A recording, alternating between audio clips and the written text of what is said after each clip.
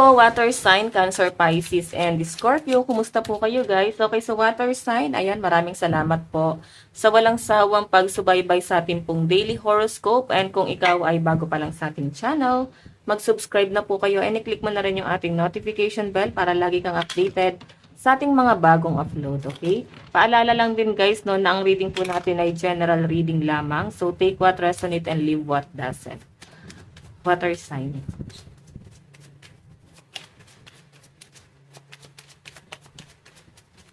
Meron po tayong dalakit. Ayan. May nakikita ko dito water sign na parang meron kang gustong i-secure.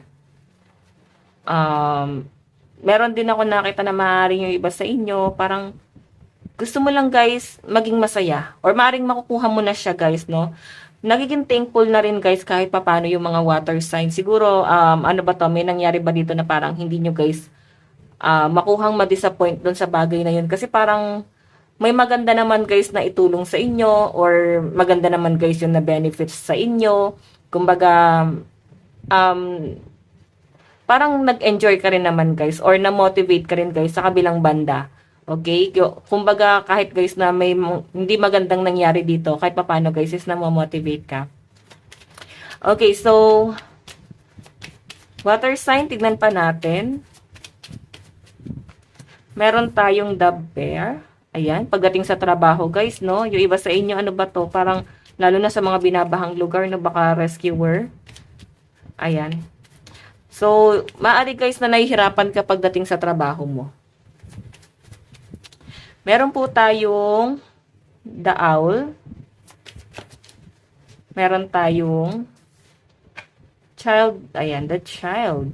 Okay, so nakikita ko sa inyo, water sign, mukhang ine-enjoy mo lang talaga yung buhay, no? Ine-enjoy mo lang ngayon, ayan. Maaari magre-reminisce kayo, maalala mo talaga yung kabataan mo. Ano ba to? Parang magto-throwback ka eh. Siguro meron ka lang guys nakitang old picture na parang nanumbalik na naman sa inyo, water sign, yung mga pwedeng hindi maganda or magandang nangyari. Tignan pa natin guys. Okay. So, water sign, lucky number mo is 24, 15, 12, 13. So, sa pinapakita rin sa akin, guys, dito maaring meron kang makakausap siguro pagdating sa trabaho or siguro dahil sa pinagdaanan nila, sa experience, parang meron ka lang, guys, makakatsikahan. Baka meron, guys, mag-share sa inyo, guys, ng mga pinagdaanan nila sa buhay. Kung gaano kahirap yung buhay or pwedeng kung gaano pala, guys, kahirap magpalaki ng anak. Ganon. Maaring may usapan na ganon, masyadong seryoso rin yung nakikita ko guys dito. Okay, no, kumbaga parang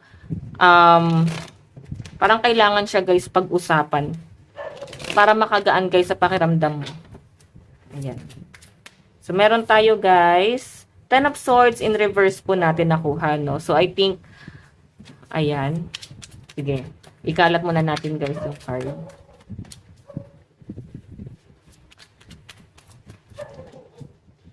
Grabe yung hirap na pinagdaanan ng mga water sign. Para magkaroon lang guys ng stability, no? Ang dami nyo guys sacrifice para sa family mo. Okay.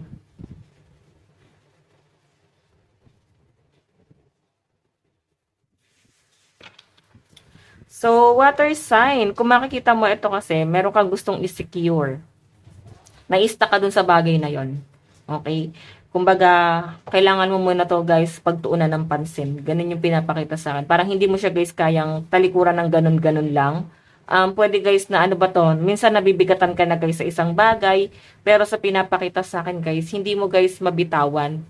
Okay? Yung maaaring mga nagpapabigat sa'yo. Hindi mo guys basta-basta mabitawan. Like, pwedeng tumatanaw ka kasi guys ng utang na loob. Okay? Kumbaga marami na rin sila guys sinacrifice sa inyo. Kahit na parang napifeel mo na parang napapagod ka na. Hindi naman guys parang isave mo yung sarili mo. Hindi naman ganon. Maaaring nakaka-feel ka lang talaga guys na napapagod ka talaga guys doon sa connection na yon. Okay? So, ngayon guys, ang pinapakita sa akin dito, ayan, wala kang choice kundi bumalik at bumalik pa rin doon. Nananariwa pa rin guys sa isip nyo kung ano man yung mga nangyari. Okay? Sa pinapakita rin sa akin guys, ayan, pagdating sa trabaho talagang nakikita ko guys yung parang buong buo yung loob mo na makuha yung bagay na gusto mo. Like sa career, no? Siguro nang gigigil ka kasi nakikita mo na may progress talaga guys na nangyayari. Okay, so pagdating naman guys, ayan, sa career, maaari guys na may nangyari kasi dito, no? So parang na-postpone or naapektuhan yung business mo, pwedeng dahil sa bagyong dumating, no? Parang naapektuhan yung business mo, ang laki guys ng sales na maaring nawala sa inyo, or pwedeng ngayong araw lang naman to guys, or pwedeng hindi naman siya guys magtatagal ng week, pero siguro kasi guys, meron ka kasing kino-consider, baka meron kang binabayaran monthly, di ba? So, meron tayo guys, owl, yung under niya is Ten of Cups. So, maaaring meron ka talaga guys makakausap dito patungkol sa family, or maaaring mapag-uusapan nyo ng person mo, yung mga plano nyo pagdating sa family nyo. Okay? What I mean, kumbaga, kung paano kayo guys naging blessed ng person mo habang lumalaki yung mga anak nyo. Okay? So, that child, ito kasi guys yung inner child mo, no? Okay, pwedeng yung nakakausap mo dito is matagal mo na guys kamag-anak. What I mean, kamag-anak, matagal nyo guys hindi nakita. So, parang nagkakausap ulit kayo dito kung gaano kayo nag-improve na ngayon, kung gaano na kayo guys kalalaki ngayon. So, parang hindi nyo na guys maibalik yung, ayan, yung kabataan nyo talaga dati. The tower, nasira na eh. Kumbaga, may changes na nangyari. Kumbaga, dati kasi nung kabataan natin, nag-e-enjoy lang tayo. Ngayon kasi guys, malaki na yung responsibilidad. Lalo na guys, pagka nagkakaedad. Mas nakikita nyo guys kung gaano ka bigat yung mga responsibility. Okay, so titignan pa natin. Okay.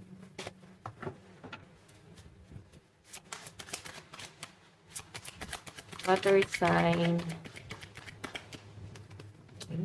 Meron tayong Ace of Pentacles. Parang sa utang na loob nga to, guys. Parang ano guys, ano ba to? Inuobliga kayo guys sa utang na loob. Parang ganun. Or parang kailangan nyo magbigay kasi may utang na loob kayo sa kanila. Kumbaga, binuo ka nila eh. Siguro naman water sign, hindi nyo naman guys hiningi. Hindi nyo naman guys hiniling. Yun nga guys, maaring nasusumbatan ka. Masakit sila guys magsalita. Pero wala kang choice, wala kang pupuntahan, kundi bumalik dito. Parang ganun. Parang may nakikita ko dito water sign pagtitiis. Okay, meron tayo guys, the Empress. Oh, may nakikita ko guys na, ito guys, blessing din to, no? Hindi lang siya guys patungkol sa pregnancy kasi si Empress, ano to, di ba, parang buntis. Okay, so I think guys, yung iba dito baka wino-work out para magkaroon na guys ng anak. Okay, sa mga nagsisimula pa lang guys, pero siguro nahihirapan, no? Siguro kasi guys, kaya rin guys nahihirapan kayo na magbuo ng anak o bumuo ng anak kasi pwedeng parehas kayo laging pagod. Baka kailangan guys at least meron kayong pahinga, pati isip nyo kailangan may pahinga din guys, no? Siguro bigyan nyo guys ng time yung sarili nyo or kayo ng person mo na mag-unwind. Okay, tingnan pa natin. Tingnan pa natin.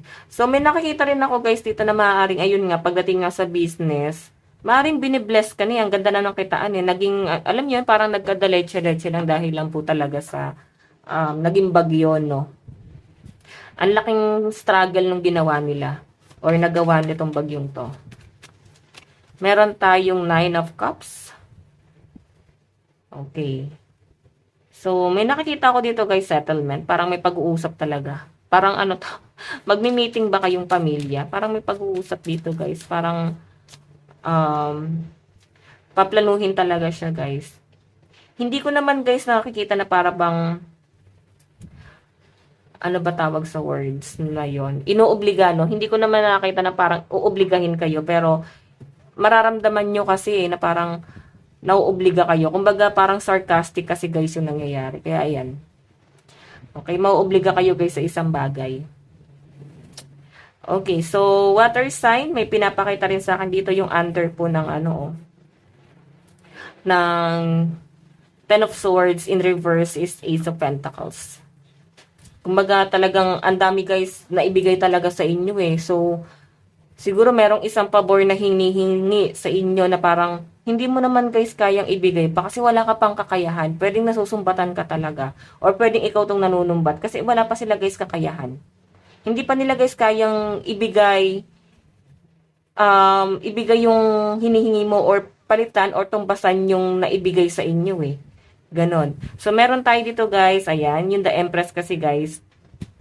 Sabi ko nga sa inyo, blessing din to. Maaring meron kang hinahabol dito na blessing. Nanghihinayang ka dyan sa bagay na yan. Okay? So, ito naman guys, the Tower and Knight of Swords. Ito guys, nagiging matalino ka na. Kung ano man yan nawala na to or meron kang mababalitaan, maring hindi maganda sa pandinig mo, parang tatanggapin nyo na lang. Kahit na parang hindi pa kayo guys, hindi nyo guys tanggap tong bagay na to. Parang ayaw nyo against kayo dito sa bagay na to. Pero parang tatanggapin nyo na lang guys ng maluwag sa inyong puso. Okay? Kasi wala na kayong choice eh. Nandyan na kayo. Okay, so water sign, ayan ang sinasabi dito kung gusto nyo guys ng peace of mind. So, dumikit kayo sa kapwa nyo water sign, Cancer, Pisces, and Scorpio. Pero kung gusto nyo guys na matauhan or maaring meron guys magpaparealize sa inyo na may mali na nangyayari sa inyo, so earth sign yung magsasabi sa inyo. Bihira lang sila guys magsalita, no? Pero I think parang real talk talaga sila. Ayan, sa mga earth sign, yan yung maaaring pwedeng magpalinaw ng mga paningin nyo, no? Kung kayo guys ay nalalabuan or nagbubulag-bulagan na yan. So, pwedeng magpapalinaw ng mga mata mo is ang mga earth sign, Capricorn, Taurus, Virgo. Tingnan pa natin. Ayan, yung iba naman sa inyo guys, maaring ayun nga, wala kang ibang mapupuntahan water sign eh. Ang pwedeng tumutulong kasi sa inyo guys is mga earth sign, Capricorn, Taurus, and Virgo. Kaya parang minsan kahit nahihirapan ka, gusto mo guys talikuran, wala kang choice, mag-i-stay ka, ganun. Tignan natin, meron tayong your ancestor are watching, make them proud. Ayan. So, nasabi ko na ba lucky number mo is 24, 15, 12, and 13. Ito lang po ang inyong reading. Bukas po ulit. God bless and love you all. Bye-bye!